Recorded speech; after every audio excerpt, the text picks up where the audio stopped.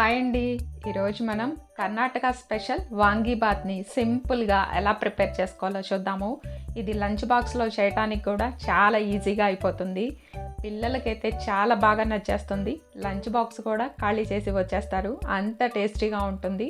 ఇది సింపుల్గా ఎలా ప్రిపేర్ చేసుకోవాలో ఒక్కసారి మనం చూసేద్దాం. ముందుగా స్టవ్ మీద ఇలా ఒక కళాయి పెట్టుకొని అందులోకి 1 స్పూన్ పచ్చిపప్పు, 1 స్పూన్ మినపగుళ్ళు, 1 స్పూన్ ధనియాలు, 1/2 స్పూన్ జీరా, 5 ఎండుమిరపకాయలు, అలానే కొంచెం వెల్లుల్లి, 1/2 స్పూన్ మిరియాలు, వీటన్నిటిని లో టు మీడియం ఫ్లేమ్లో పెట్టుకొని అడ్జస్ట్ చేసుకుంటూ మాడిపోకుండా ఫ్రై చేసేసుకోవాలి. ఇవన్నీ ఇలా ఫ్రై అయినాక ఇందులోకి ఒక చిన్న ముక్కంతా పచ్చి కొబ్బరి వేసేసుకోవాలి. మీ దగ్గర పచ్చి కొబ్బరి లేకపోతే ఎండు కొబ్బరి అయినా వేసేసుకోవచ్చు. అలానే 1/2 స్పూను నువ్వులు కూడా వేసుకోవాలి. నువ్వులు ఇలా చిటపట్లు ఆడుతున్నాయి కదా, ఇలా ఫ్రై చేసేసుకుంటే సరిపోతుంది.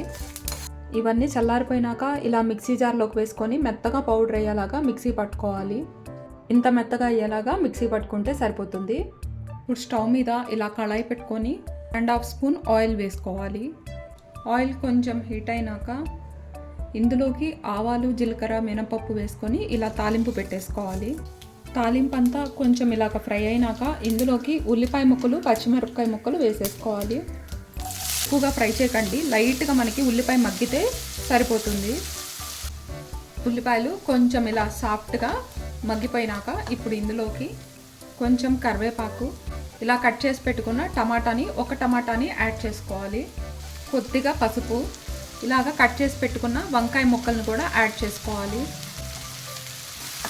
ఇప్పుడు ఈ మొత్తాన్ని కొంచెం సాఫ్ట్గా మగ్గేలాగా ఫ్రై చేసేసుకోవాలి. ఈ వంకాయ ముక్కలు మొత్తం ఇలా సాఫ్ట్గా మగ్గిపోవాలి. ఇలా మగ్గేదాకా ఫ్రై చేసేసుకోవాలి. కొద్దిగా ఉప్పు వేసేసుకోవాలి. అలానే మిక్సీ పట్టుకున్నాం కదా, ఈ పౌడర్ని కూడా ఇందులోకి వేసేసుకోవాలి. అలానే ముందుగానే ఉడికిచ్చి పెట్టుకున్న రైస్ని ఇందులోకి వేసేసుకోవాలి. ఈ రైస్కి మనం వేసిన ఈ వాంగీబాత్ పౌడర్ మొత్తం బాగా పట్టేలాగా మిక్స్ చేసేసుకోవాలి. ఈ పొడి మొత్తం ఇలా కలిసేలాగా మిక్స్ చేసేసుకున్నాక 1 నిమిషం పాటు మనము రైస్ని బాగా ఇలాగా ఫ్రై చేసేసుకోవాలి. అప్పుడు రైస్కి ఈ ఫ్లేవర్స్ అన్నీ పట్టి టేస్ట్ చాలా బాగుంటుంది. ఇందులోకి ఇలా కొత్తిమీర చల్లేసుకొని ఇలా 1 నిమిషం పాటు మిక్స్ చేసేసుకోండి. చాలా సింపుల్గా మన వాంగీబాత్ని రెడీ చేసేసుకోవచ్చు. మీరు కూడా ఒక్కసారి ఇలాగా ట్రై చేసి చూడండి, టేస్ట్ మాత్రం చాలా బాగుంటుంది. ప్లీజ్ లైక్ చేయండి, లైక్ చేయడం మాత్రం మర్చిపోకండి. మరిన్ని వీడియోస్ కోసం నా ఛానల్ని సబ్స్క్రైబ్ చేసుకోండి. Thank you for watching.